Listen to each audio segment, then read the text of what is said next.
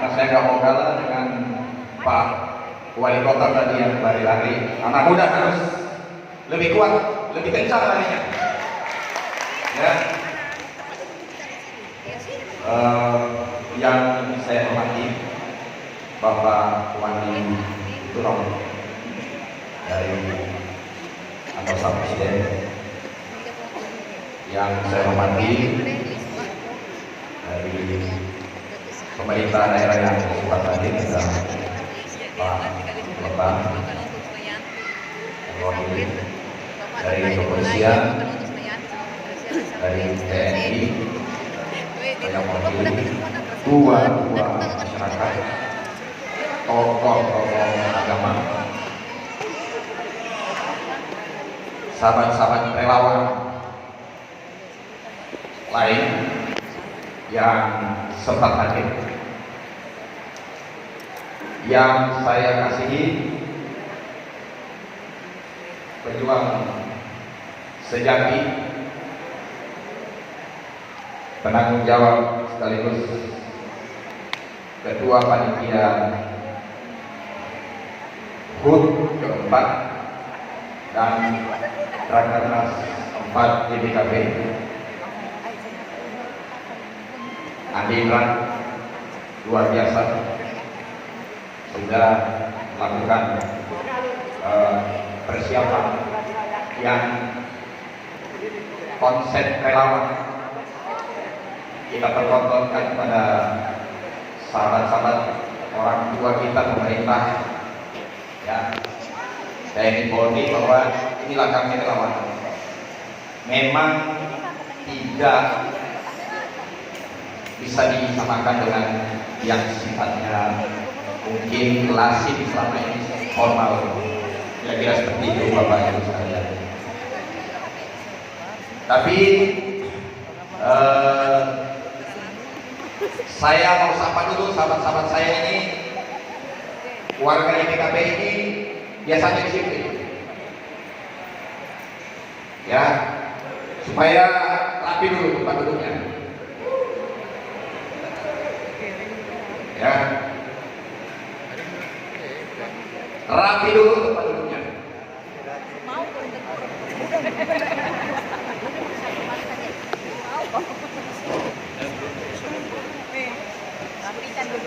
Yang di depan ke tempat dulu.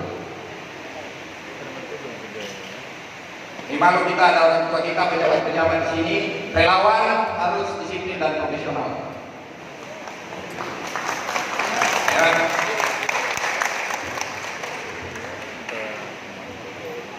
Sudah ya? Siap ya? Siap. DPKB? Siap. DPKB? Siap. DPKB? Siap. Yang saya kasihi teman-teman saya yang dari Jakarta, pengurus pusat,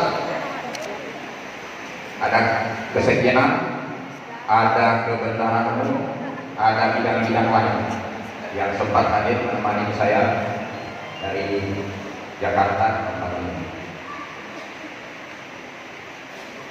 Yang saya kasihi sahabat-sahabat saya, ketua DPW. Saya tahu kalian sudah hadir di sini, ya, dengan kemandirian, dan ini tahun keempat kalian melakukan hal yang sama.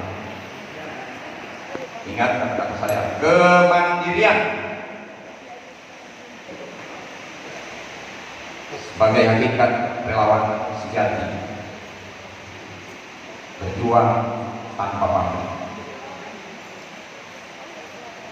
Teman-teman saya, ketua DPD, ya, di tingkat kabupaten, kota, tingkat kecamatan, dan khususnya yang ada di Sulawesi Selatan, ada yang hadir sampai tingkat kampung sebagai tuan rumah. Ya. Terima kasih atas pelayanan dan pengabdian sahabat-sahabat semua.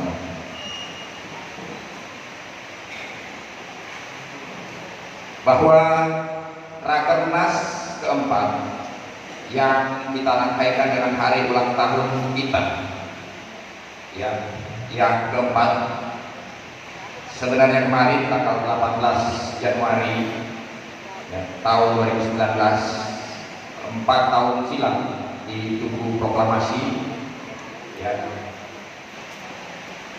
saya didampingi oleh sahabat-sahabat yang lain akhirnya melahirkan rumah besar kita ini untuk tempat menjadi seorang pelayan dan pengabdi. Ya. Tetap berteguh, jaga baik-baik roh dan amanah yang sudah diemban oleh YPKP sejak dia dilahirkan. Jangan ada noda. Tetap tulus, rendah hati tapi tegas ya, dalam melakukan aktivitas. Terus terang aja saya agak sedikit sedih waktu perwakilan dari kepolisian tadi mengatakan bahwa sudah ada beberapa orang aparatur negara dan pemerintah desa yang bukan katanya yang disampaikan bahwa diproses karena tidak patuh atau mungkin bahasanya ada pelanggaran terkait dengan penyelenggaraan pemerintahan di negara. Sahabatku semua, khususnya teman-teman YPKP yang di Sulawesi Selatan, kenapa saya bersedih? Saya berulang-ulang mengatakan bahwa Pak RT, Pak RW, Pak Dusun, Pak Lurah, Pak Desa, Pak Camat, Pak Bupati, Wali Kota, Pak Gubernur, dan seterusnya sampai Presiden, beliau adalah orang tua kita. Kita yang pilih mereka, kita yang sambut mereka menjadi seorang pemimpin. Lalu dari Ibu Kepolisian tadi menyatakan hal seperti itu, banyak sekali yang bertentangan. Seakan-akan bergembira mendengar berita seperti itu. Saya bagian orang yang sangat bersedih. Mohon maaf Pak Wandi, saya harus sampaikan seperti ini karena memang kami di YPKP sudah menerapkan ya pola-pola pelayanan dan pengabdian yang seyogianya betul. Perwakilan dari wali kota bahwa kami bukan pengawas, bahwa kami ini bukan mata-mata, kami ini bukan orang yang mau recokin negara, recokin pemerintah dan seterusnya.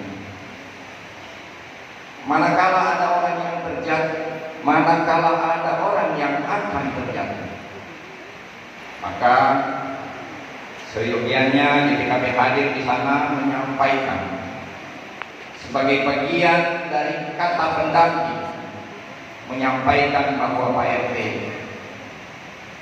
Pak Desa, Pak Lurah, Pak Camat, Pak Bupati, yuk melakukan seperti ini, Bapak lakukan seperti ini, Anda lakukan seperti ini, mungkin esok bisa jatuh ke dalam lubang.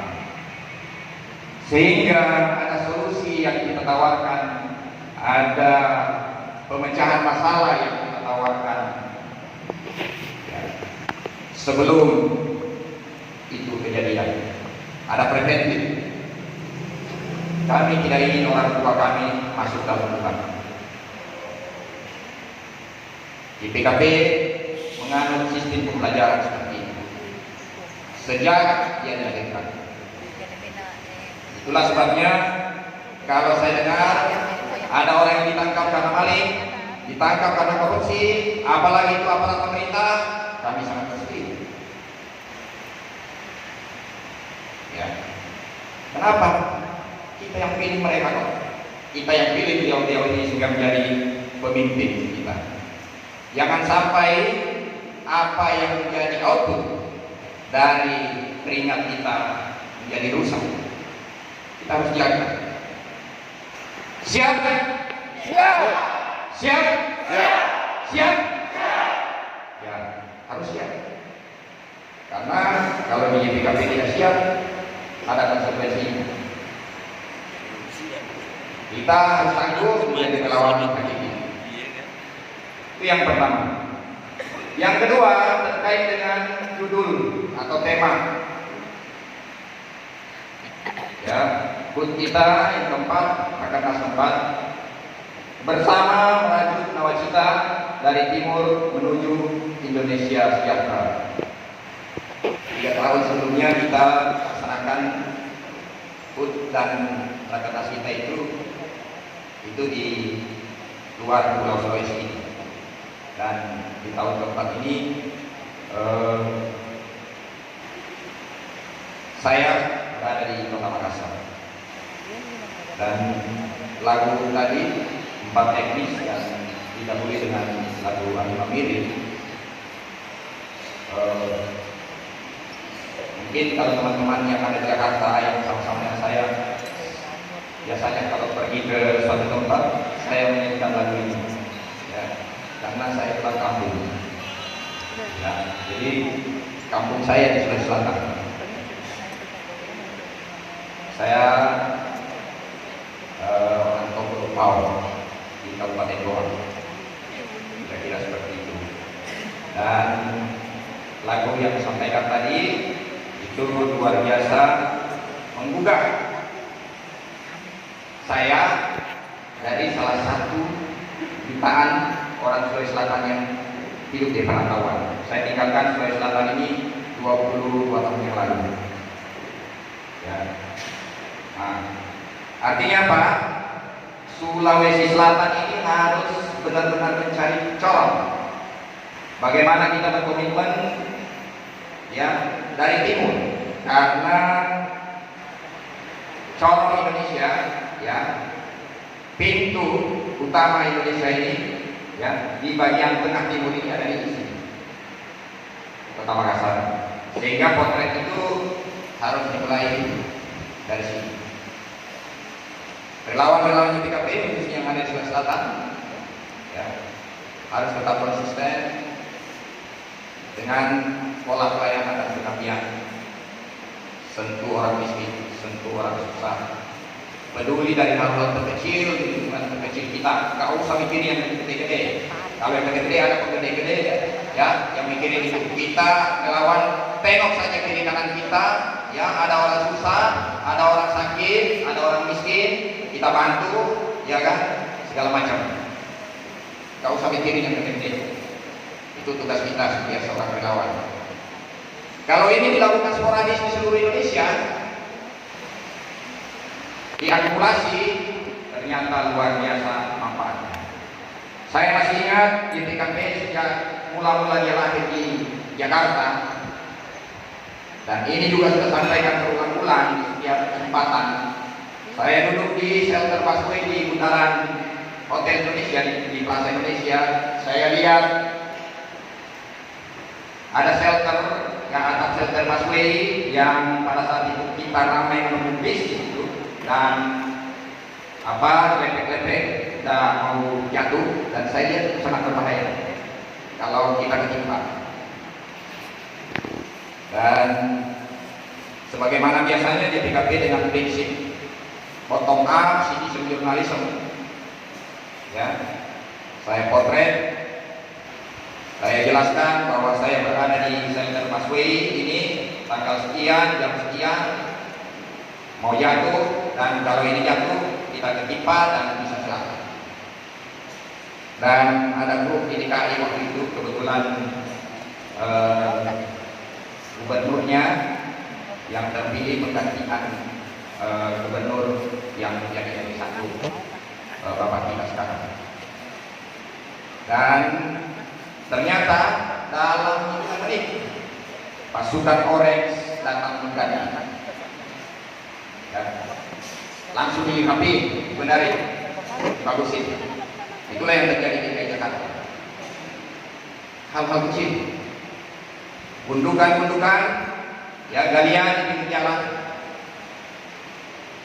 PDAM datang kali, PLN datang kali, EU datang kali, Telkom datang kali. Tidak ada sinergitas antar departemen dan seterusnya. Dibiarin orang akhirnya celaka naik motor.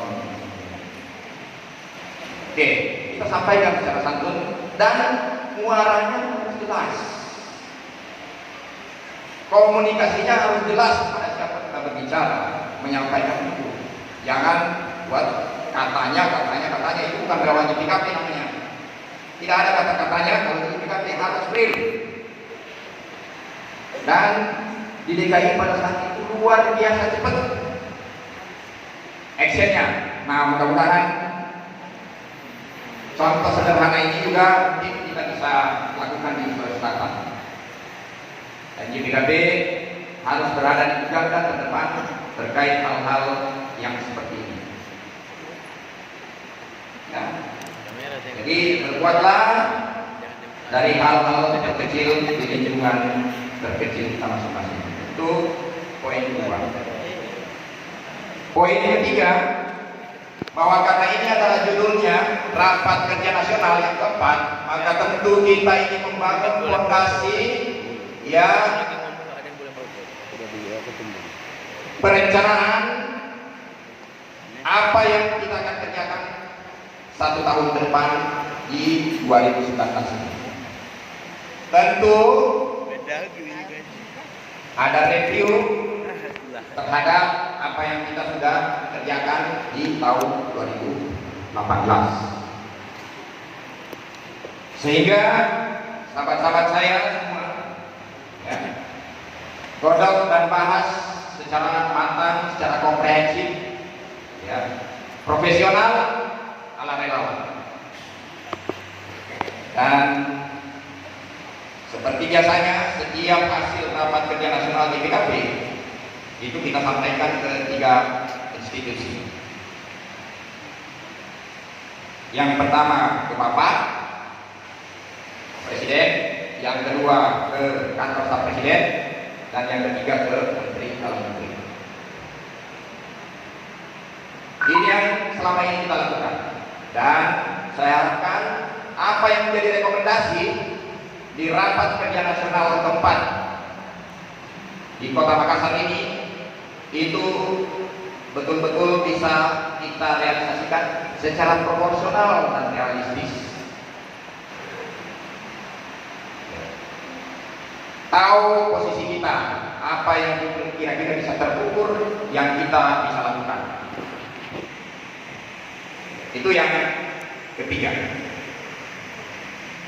Yang keempat, dalam rangka rapat kerja nasional keempat JPKB di Kota Makassar ini,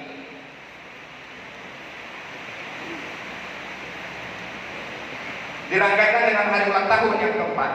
Kalau kita berbicara usia 4 tahun,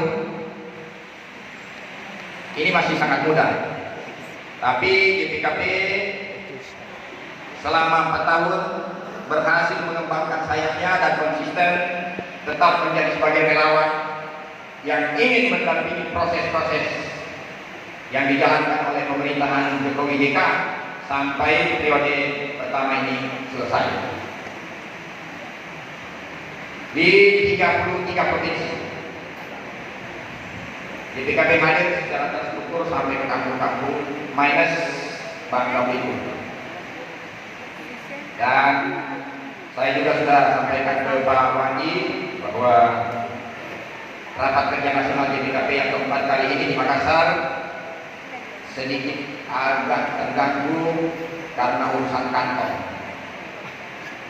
yang mana ekspektasi awal yang akan hadir itu teman-teman dari Papua, dari Aceh dan seterusnya sudah koordinasi jauh-jauh hari, tetapi Bapak Ibu sekalian tahu persis ya, 5 minggu terakhir ini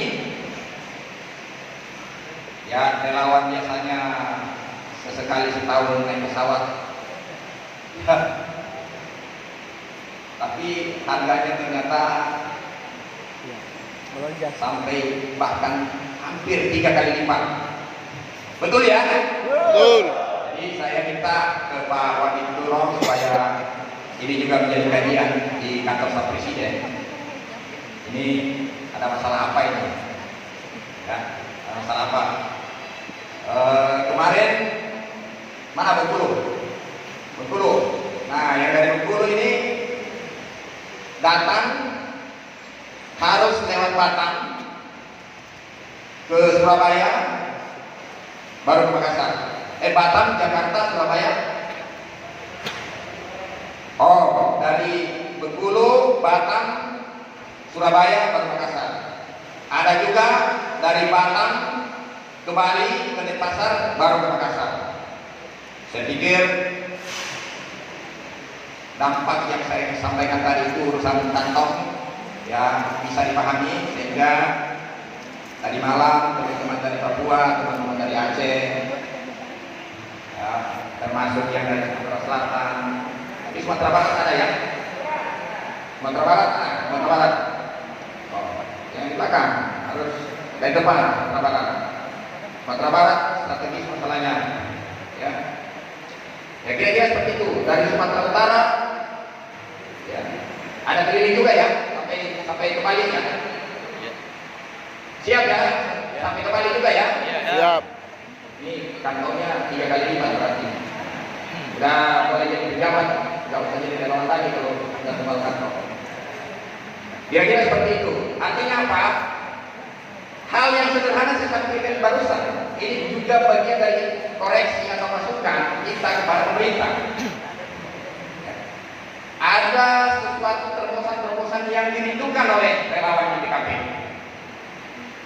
Menjadi review ya, kepada pemerintah. Dalam hal ini ada kantor staf presiden di sini, ya, kita sampaikan bahwa ada sesuatu yang mungkin apakah karena faktor lain kemarin atau bagaimana kita juga tidak tahu, dan saya nggak mau meraba-raba di sana. Yang jelasnya, alhamdulillah puji Tuhan, semalam sampai jam 1:30 ya kita berdiskusi, dan baru kali ini biasanya di rakernas kita sebelumnya dari kantor staf presiden atau dari kementerian hadir itu pokoknya setelah acara sudah langsung pulang. Datang pun pas di tempat hari acara, tapi tadi malam ada ruang buat ketua-ketua DPW untuk berbicara langsung dengan kantor staf presiden, menyampaikan keluhan di daerahnya masing-masing. Sampai 1:30 ya semalam ya. Dan orang kantor staf presiden kita nginap sama-sama di asrama haji ini, merasakan bagaimana menjadi seorang relawan. Ya, kira-kira seperti itu. Artinya apa? Betul yang disampaikan oleh perwakilan dari Pak Wali Kota tadi, tidak usah khawatir Pak. YPKP hadir tidak akan datang mencoki Bapak. Ibu polisi juga demikian. Saya dengan ketemu dengan Kapolri itu saya sampaikan hal yang sama. Bahwa YPKP hadir dengan pola seperti ini. Kami hadir menjadi seorang pelayan, pengabdi masyarakat yang hakiki, tanpa pamrih. Kenapa? Jujur kami sampaikan, potret kelahiran YPKP ini terlahir dari satu orang teladan sebagai pelayan rakyat sejati yang bernama Insinyur Joko Widodo. YPKP terlahir ya sebagai relawan dari seorang teladan yang namanya Insinyur Joko Widodo, yang saat ini kebetulan menjadi presiden kita. Tidak ada yang bisa mungkin itu. Beliau adalah Presiden Republik Indonesia. Kita ingin mengawal program-program strategis, ingin mendampingi program-program kerja strategis Presiden untuk menyelesaikannya dalam 5 tahun di periode pertama ini. Ini adalah komitmen kita. Jadi jangan ada yang keliru, gak ada urusannya dengan capres, pilpres segala macam. Ini adalah acara rutin YPKP setiap tahun, ya kita laksanakan. Cuman memang ada sedikit yang pelintir-pelintir, tapi ini yang pelintir gak salah, orangnya gak ngerti karena masuk tahun panas. Padahal ini kita lakukan secara rutin setiap tahun. Kira-kira seperti itu. Jadi JPKB konsisten bahwa kita terlahir mengawal program strategis pemerintahan Jokowi JK sampai selesainya 5 tahun pertama ini. Urusannya ada 5 tahun kedua, urusannya ada 5 tahun ketiga, itu berbeda, nggak bisa dibahas di sini. Sekali-sekali tak apa-apa lah, ya? Betul? Betul. JPKB? Siap, Le. JPKB? Siap. JPKB? Siap. Siapa apa nih? Hah? Jadi kita harus kawal terus apa yang menjadi program strategis pemerintah Jokowi sampai periode pertama 5 tahun ini tuntas, tanpa ada pihak-pihak yang ganggu, yang korek-korek dan seterusnya. Biar ini semua berjalan dengan baik. Itulah fungsi relawan JPKB. Demikian yang saya sampaikan. Wabillahi taufiq wal hidayah. Wassalamualaikum warahmatullahi wabarakatuh. JPKB. JPKB. JPKB. Terima kasih.